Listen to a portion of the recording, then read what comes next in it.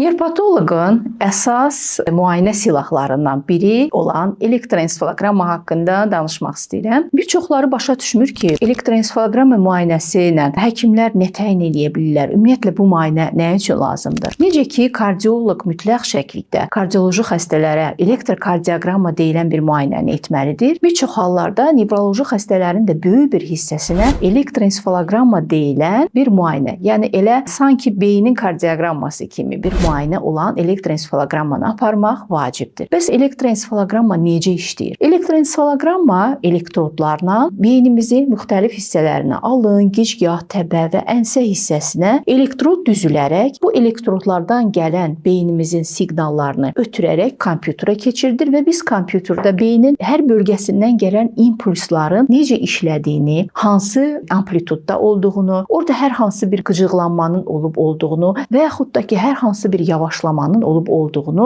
təyin edə bilirik. Bu müayinə tamamilə qeyri-invaziv bir müayinədir. Yəni pasiyentdə heç bir ağrı vermir, pasiyentdə heç bir şua vermir. Çünki burada biz əksinə şua vermirik, amma beynin biopotensiallarını elektroda ötürüb yazılmasını təmin edə bilirik. Bəs hansı xəstəliklərdə xüsusilə çox vacibdir elektroensefalogramma? Elektroensefalogramma xüsusilə qıc olma, epilepsiya, huş itməsi kimi halları olan insanların diaqnostikası üçün çox vacibdir. Çünki bu dediyimiz hallar hər birində beynin müəyyən bölgələrində ya qıcıqlanmalar ola bilər, epileptik fəaliyyətlər ola bilər və yaxud da ki, əksinə yavaşlamalar ola bilər. Beynin müəyyən bir bölgəsinin fəaliyyətinin zəifləməsini görə bilərik. Yəni bütün bu problemlərin hamısını biz çox asan bir müayinə ilə elektroensefalogramma ilə təyin edə bilirik. Uşaqlarda isə xüsusilə bizim üçün nəyə görə vacibdir? Belə ki, elektroensefalogramma müayinəsi ilə beynimizin müəyyən bir bölgələrində ritmlərin sayını təyin etməklə biz beynin bu bölgəsinin necə yetkinləşdiyini, necə işlədiyini, yaşına uyğun olub-olmadığını təyin edə bilirik. Ona görə uşaqlarda təyin olunan bu müayinə uşağın xronoloji yaşı ilə beyninin yaşının üst-üstə düşüb-düşmədiyini, inkişafdan geri qaldığını təyin edə bilirik. Odur ki, elektroensefalogramma müayinəsi bizə bax sadaladığım bir çox problemlər haqqında cavab almağa kömək edir. Bu müayinədən qorxmayın, burada heç bir şualanma yoxdur. Əksinə çox sadə, asan və çox da baha olmayan bir müayinə ilə beyin haqqında bir çox məlumatları ala bilirik.